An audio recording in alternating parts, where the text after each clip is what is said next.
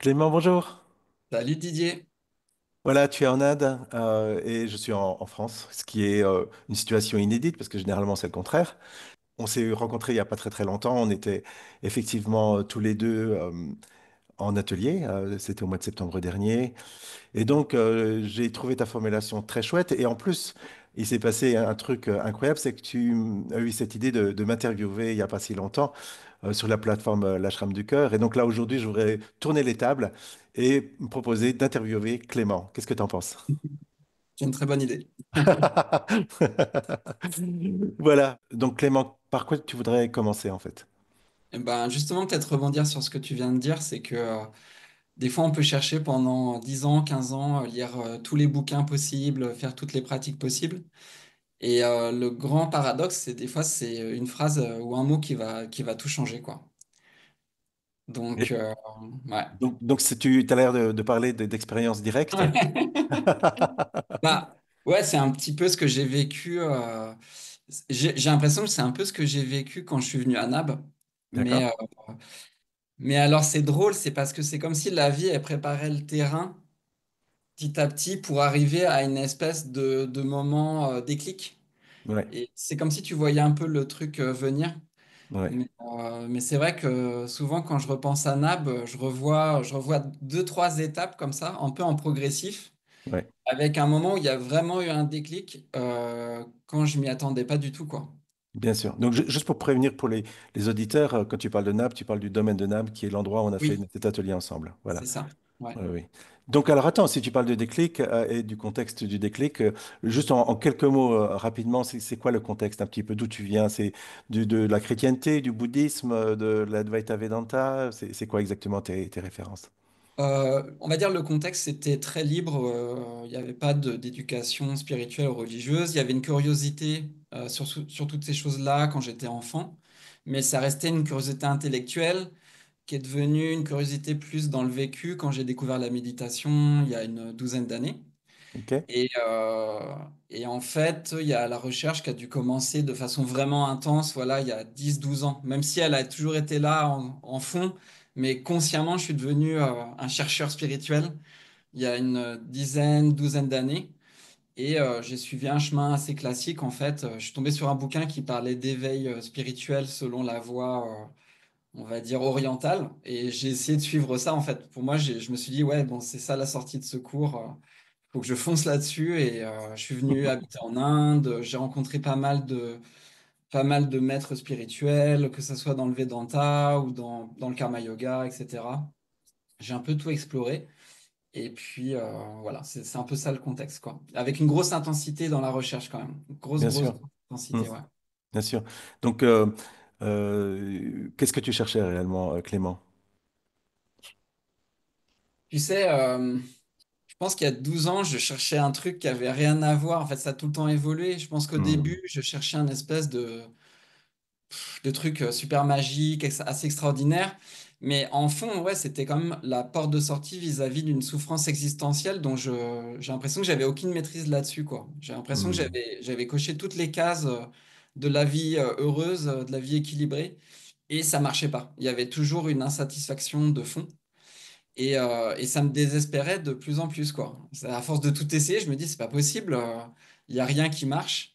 Donc, quand j'ai entendu dire qu'il y avait un truc qui s'appelait l'éveil, on va dire, il y a eu un élan du cœur qui s'est mis en place et j'ai foncé vers les enseignants éveillés que j'ai rencontrés, enfin, dont j'entendais parler. J'essayais de suivre un petit peu ce qu'ils indiquaient. Et puis après, la quête, elle a shifté parce que, en fait, au début, c'était un peu sortir la tête de l'eau, mais à un moment, tu arrives plus ou moins comme à flotter, quoi. Hmm. Et, donc, tu es dans un espèce de bonheur, on va dire, ou d'une certaine équanimité. Les grosses souffrances du début sont quand même diminuées. Mais, euh, mais en fait, c'est ça qui est marrant, il reste toujours un petit caillou dans la chaussure. Et je crois que d'ailleurs, c'était un peu dans ce contexte-là que je t'avais contacté la première fois, c'est-à-dire, j'avais une vie qui était assez cool, j'avais quand même, on va dire, mon yoga, il était quand même assez bien en place. Et ben malgré ça, il y avait quand même une insatisfaction de fond et qui était, j'allais dire, indétrônable ou indécrottable, quoi. Bien sûr. Bien sûr. Et parce qu'en fait, il y avait encore une activité. Quand tu dis le yoga était en place, et tant qu'il y a une Ouais, ouais, activité, tant qu'il y a ouais, quelque chose pour maintenir un état, on parle réellement peut-être d'un état de paix, pourquoi pas, hein, et c'est ouais, magnifique, hein, il n'y a aucun doute. Mais c'est absolument, on pourrait dire, soumis aux aléas de la vie. Et que des fois, les aléas sont très très forts et c'est pas quelque chose de très stable ouais. finalement. Ouais, et puis en fait, même plus que quelque chose qui était maintenu, c'était quelqu'un en fait. Oui, En fait, ça, il avait beau être subtil, il avait beau être entre guillemets heureux, il y avait toujours l'impression d'être quelqu'un. Voilà. Mm. magnifique. Et donc, l'angle mort, ou en tout cas la partie qui n'avait pas été vue, donc elle est de quel ordre? Est-ce que tu pourrais nous expliquer un peu ça? On va dire qu'il y a eu il y a eu plusieurs éléments, plusieurs angles, mais un des premiers qui a émergé lors de notre premier Zoom, je crois, ouais, c'était l'illusion d'être une personne au contrôle de la vie de Clément, quoi. Oui, Et ça, je me rappelle, tu l'as abordé dans le Zoom. Et ce qui est drôle, c'est que c'est pareil, c'est un truc que j'ai entendu 50 fois ou 500 fois en satsang, en vidéo sur YouTube. Et en fait, ça n'a pas du tout la même énergie quand tu l'entends en direct. dans une interaction directe. Hmm. Parce que je me rappelle, ça m'avait vraiment scotché. J'étais resté en silence pendant longtemps. Et même derrière le Zoom, je me rappelle, je m'étais mis sur une plage quelque part et pendant 3 4 heures, je me sentais complètement Hmm. bouleversé en fait. Je sentais que ma vie, elle allait plus être la même, quoi. Ouais. Bien sûr, bien sûr. Mm. Donc ça veut dire c'est pas entendre le message, mais vraiment l'écouter. C'est ça qui fait la différence. Tu sais, la métaphore du serpent, c'est pareil, on l'a entendu 15 000 fois, mais en fait, la façon dont tu l'avais amené à ce moment précis de la recherche, c'est comme, ouais, je sais pas, c'est comme deux choses qui viennent se percuter juste au bon moment, en fait. Sinon, ça passe à côté. Et là, ça avait vraiment touché dans le mille. Et ça avait tellement touché dans le mille que quand on avait fait notre deuxième en Zoom, bah, je me rappelle, je me disais, bon, enfin, consciemment, je voulais pas qu'on fasse trop de Zoom parce que je sentais qu'en fait, j'allais perdre quelque chose, quoi. Et enfin, en gros, l'ego, il sentait qu'il allait passer à la casserole. Et à l'époque, j'avais encore cette idée, voilà, tu vois, d'expérimenter des trucs, faire des voyages. Et c'était comme, bah voilà, c'était le petit personnage avait l'impression qu'il pilotait le truc et il avait peut-être du mal à vouloir Bien lâcher sûr, cette vision-là, quoi. bien sûr. D'accord. Et donc le déclic qui a fait lâcher cet imaginaire, parce qu'en fait c'est un imaginaire, c'était basé sur quelles explorations? C'était basé sur ces explorations du libre arbitre ou d'autres? Ouais, en fait, ouais, il y a eu une prise de conscience suite aux différents Zooms qu'on a fait voilà, malgré toutes les prises de conscience ou toutes les expériences d'éveil que j'avais pu avoir dans ma vie, il y avait, il y avait toujours une identification, il y avait toujours l'impression d'être au contrôle. Hmm. À cette époque, je suis retourné en France, j'écoutais pas mal de satsang de Ramesh aussi. Oui. J'écoutais beaucoup de choses et encore une fois, il n'y avait pas de déclic, mais je pense qu'il y avait une certaine imprégnation. Et, euh, et il y a eu un moment où j'étais dans une retraite avec Pierre et Gérald, je me Oui. rappelle. Et suite à cette retraite, pareil, j'y allais en me disant, oui, bon, est-ce que ça sert d'aller aux retraites? Est-ce qu'il y a vraiment besoin de faire ça? Tu sais, on est déjà ceux-là. Et en Hmm. fait, suite à la retraite, il y a vraiment eu cette prise de conscience en fait, je me prenais pour un personnage éveillé, en fait. Hmm. Tu Hmm. vois, donc c'est pour ça que c'était si subtil. Et Dieu merci, c'est apparu, en fait. C'est apparu qu'il y avait cette idée d'être éveillé, mais c'était un Hmm. personnage qui était éveillé. Hmm. Et on va dire que la vraie résolution de ça, ça a été à Nab, en fait. Parce que c'était le caillou dans la chaussure, j'avais beau en avoir conscience. J'étais empatouillé là-dedans, je sais pas comment expliquer. C'est comme si tu étais pris dans un sac de nœuds et ou une hydre, je sais pas comment dire. Et ouais, c'est un arbre qui a eu suffisamment de rayons laser pour attaquer l'hydre Dans tous les sens. ouais, la pulvériser dans tous les. Couper toutes les têtes Ouais, d'un coup pour pas ouais, qu'elle repousse. c'est vraiment ça. Ouais, ouais. Ah, c'est chouette. Et voilà. Et donc la découverte, c'est qu'il n'y a pas quelqu'un, un Clément qui peut s'éveiller, Ouais, Donc, que cette vie est éveil, ouais, on pourrait dire d'une certaine manière que ce soit vu ou pas, c'est juste ça la différence réellement. voilà. Et donc, ça a impacté comment ta vie? Est-ce qu'il y a eu une espèce de post-processing après ça? Est-ce qu'il y a eu on pourrait dire une mise en place d'une autre façon de vivre? On va dire qu'il y a eu quand même une espèce de soulagement assez, j'ai envie de dire infini quasiment, quoi. Oui, C'est-à-dire vraiment, c'est le sac à dos, tu le portes plus, quoi. ouais. Et en fait, il y a l'autorisation de vivre pleinement cet abandon. En fait, avant, je n'osais jamais vraiment lâcher complètement. Je sentais qu'il y avait toujours une espèce de truc un peu menaçant. Et là, je me suis vraiment autorisé, enfin, il y a eu, ouais, ça s'est autorisé à vivre pleinement l'abandon, sans calcul, sans stratégie, sans forcément de filet de sécurité. Et c'est dans cette insécurité finalement existentielle que je me retrouve vraiment, en Bien fait. sûr, c'est une forme de vulnérabilité.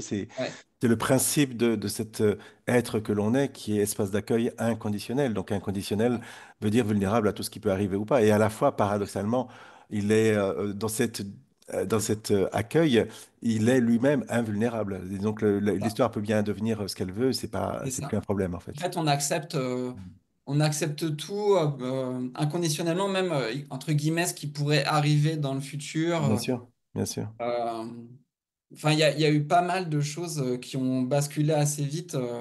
J'étais quelqu'un qui m'inquiétait beaucoup pour le monde, on va dire. Oui, J'étais, oui, je me rappelle.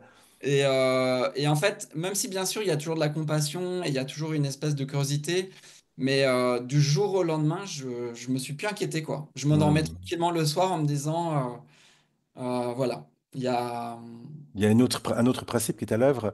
c'est ça, On pourrait dire que on n'a pas besoin de comprendre. Et c'est d'ailleurs, on ça. n'a même pas besoin d'être à distance de tout ça. Ce monde-là, et c'est effectivement notre vécu aussi. Mais justement, il y a comme une confiance de la vie par rapport Ouais, ouais. de la vie à elle-même, en fait. Ouais, ouais. Alors qu'avant, des fois, j'avais du mal à m'endormir juste parce que, je sais pas, Oui. j'avais un espèce de souci de fond, en fait. Ouais. Hmm. C'est une habitude vieille de 20 ans ou de 15 ans qui était quasi quotidienne et qui est tombée sans même que je le veuille ou que je le Bien cherche. sûr, bien sûr, Une espèce ouais, de confiance bien sûr, inconditionnelle, en fait. Et qui est pas mentale, parce qu'on m'avait expliqué plein de fois, oui, mais c'est un plan divin, c'est parfait. Mais en Hmm. fait, ça ne basculait pas parce que c'est pas un truc que tu peux comprendre Bien sûr, mentalement. bien Donc, sûr, il y a que le soi, entre guillemets, qui bien peut sûr. apprendre ça, ouais. Donc c'est vraiment là où on a cette découverte qui dit que la fin de la recherche ou la fin du questionnement ou la fin des grandes questions, on pourrait dire existentielles, n'est pas l'arrêt du questionnement, mais l'arrêt du questionneur. C'est celui qui pourrait poser les questions qui disparaît. Donc il n'y a plus réellement d'activité, faute de quelqu'un qui pourrait être la source de cette activité finalement. C'est ça, c'est ça. Hmm. Donc voilà, donc cet imaginaire hein, de quelqu'un qui devrait savoir, qui devrait faire, qui devrait contrôler, etc., disparaissant, il y a une forme une transparence, on pourrait dire, de la vie elle-même, d'intimité même. Est-ce que ce serait un mot qui irait pour toi? En fait, c'est pas que le bien ou le mal disparaissent, c'est qu'en fait, ces deux polarités, elles sont complètement embrassées, en fait. Bien sûr, bien sûr. C'est pas appuyer sur la tête de l'un pour qu'il soit plus dans l'histoire. Et encore une fois, c'est au-delà du mental. C'est pas quelque chose qui a été décidé du tout par Clément. Bien sûr, Et ouais, c'est plus, ça a été une découverte en fait que c'était normal de pas s'en faire. En fait, il y avait ça aussi, je pense que bien sûr. c'est OK en fait. C'est ça l'état naturel. C'est ça, C'est- donc qui demande aucune pratique, puisque tu parlais de pratique à un moment donné, aucun effort, aucun entretien. C'est donc l'absence d'une activité souffrante, Ouais, en fait, réellement. On voit ouais, ça de façon ouais. inverse. Ouais, en fait, c'est pareil, ça a été une des grandes découvertes, enfin, ou un des grands entendements, des grandes compréhensions, c'est-à-dire que ce fameux éveil qui est tant recherché par le chercheur, quoi, Oui, c'est pas du tout quelque chose à acquérir, en fait, c'est bien beaucoup sûr. plus quelque chose à abandonner. Bien sûr. Ça a été vraiment ça a été la révolution au sens propre du Hmm. terme, ça a été révolutionnaire dans le sens où ça a instantanément fait basculer toute la perspective. Oui, Et en fait, tu découvres qu'il n'y a aucun problème depuis bien le sûr. début. bien sûr, Et encore une fois, on en avait déjà parlé, mais ça ne veut pas dire du tout que les pratiques n'ont pas été utiles. bien sûr, Parce bien que c'est sûr, elles aussi qui ont permis d'arriver à ce mm, moment-là relativement sereinement aussi, parce que bien sûr, c'est vrai quand il y avait beaucoup de souffrance ou des émotions trop fortes, le message, il n'était pas intelligible non plus. bien sûr. Mm. Ouais, oui, bah c'est ça, c'est que c'est dans la tradition du bouddhisme, c'est le bateau qui permet de traverser la rivière. Bon, il y a un moment donné, il est abandonné, mais ça ne veut pas dire qu'il n'a pas été utile. C'est ça. Et puis non plus, ça ne veut pas dire qu'il faut le garder sur le dos et continuer à marcher avec. Non, tu le Donc, poses sur le sable et tu le regardes et exactement. tu es plein d'amour en Et fait. puis Au une contraire, et puis tu gratitude, peux même en parler aux copains. bien sûr. Tu peux dire, bah, ce bateau-là, il marche bien pour... J'ai essayé, il est costaud et tout. Oui, encore une fois de plus, c'est une description parce qu'on ne sait pas réellement ce qui fonctionne ou pas C'est pas, pour une ouais, situation ou une autre, hein. Il y a quelque c'est chose qui est ça. de l'ordre du mystère à cet endroit-là, bien Ouais, sûr. c'est ça qui est incroyable. Il y a une diversité infinie. Euh, et après, en même temps, il y a aussi une espèce de tradition qui dit des choses qui sont assez justes. Souvent, Oui, quand tu lis quand tu revisites les traditions, elles ont relativement raison dans le fond. bien Mais sûr. souvent, la forme, elle est difficile à dépasser. Donc, voilà, c'est aussi des pièges. Ça peut être des aides, mais ça peut être aussi des fois des petits pièges sur le chemin. Mais la sincérité, en général, j'ai l'impression que ça nous aide à sortir de ces petits pièges-là, ouais. Bien sûr, et donc la sincérité que je vois qui est essentielle, c'est pas réellement la sincérité par rapport à plein de choses, par rapport à la vie ordinaire, la vie professionnelle, la vie sociale, etc. C'est la sincérité par rapport à soi-même, c'est arrêter de se mentir, arrêter de se raconter des histoires. Oui, oui, tout va bien, je suis heureux, je suis en paix, je suis éveillé, etc. Et C'est ça. juste pour éviter de regarder réellement cette souffrance qui est à l'œuvre, cette activité. Ouais, c'est ça. Mm. Ouais, magnifique. Donc Clément, juste pour, comme je t'avais dit, je préférerais que cette vidéo soit courte et incisive. Quel serait le conseil de Clément à tous ceux qui nous écoutent là en ce moment? Quel serait le parfum particulier de Clément? Bah, moi, je dirais suivre vraiment son élan jusqu'au bout, de se détacher des normes, qu'elles soient sociales, même spirituelles ou religieuses, de vraiment être sincère, parce que j'ai l'impression qu'il y a un moment, bah, justement, il faut savoir un peu abandonner la barque, aussi belle et noble ou confortable soit-elle. Bien sûr, Et du coup, ça peut être un peu déstabilisant, ça peut être même un petit peu effrayant, mais encore une fois, voilà, suivre son élan. Enfin, moi, intérieurement, je me demandais toujours, mais est-ce que je suis sincère, est-ce que je fais bien? Et à chaque fois, c'était un grand oui. hmm, Et donc, ouais, vraiment, et avoir confiance dans cet élan du cœur, parce que quelque part, cet élan du cœur, c'est la conscience qui s'appelle elle-même, en fait. bien Donc, sûr, c'est sûrement la chose dans laquelle on peut avoir le plus confiance. bien sûr. Et puis, ouais, si jamais ils ont l'opportunité de te rencontrer, d'être attentif, enfin, ça se fait tout seul. Oui, c'est C'est pas besoin ça. d'être attentif, mais encore une fois, ça peut être. Je me rappelle quand tu as commencé l'atelier, tu disais, euh, OK, il y a les temps formels, mais ça peut être aussi à travers une blague, ça peut être Bien aussi sûr. une phrase comme ça anodine. Et Hmm. justement, il y avait un truc dont je voulais témoigner parce que pour moi, c'est mon souvenir marquant Oui, c'était peut-être le premier jour, je crois. Et puis on s'apprêtait à commencer et t'avais un t-shirt Tintin, ça devait être Objectif Lune et il y avait une fusée. oui. Et puis moi je viens vers toi et je fais, tu vois, je fais une petite blague, je dis ah bah super, on est prêt à décoller quoi. Et là tu me regardes vraiment droit dans les yeux et tu me dis c'est pas un décollage, c'est une explosion en plein vol. Je m'en rappelle même pas. Oui, oui, tout à fait, oui. Et en fait dans ma chronologie, pour moi c'est le moment où vraiment j'ai compris en fait. Hmm. Ok, wow. Ben écoute, c'est une très belle histoire parce qu'effectivement, l'idée n'est pas d'arriver quelque part, mais de dissoudre complètement l'idée même de voyage, l'idée même d'un ailleurs, l'idée qu'il faudrait atteindre quelque chose. C'est Et ça, donc, c'est effectivement une forme d'implosion d'une certaine manière. Hmm. c'est ça. Hmm.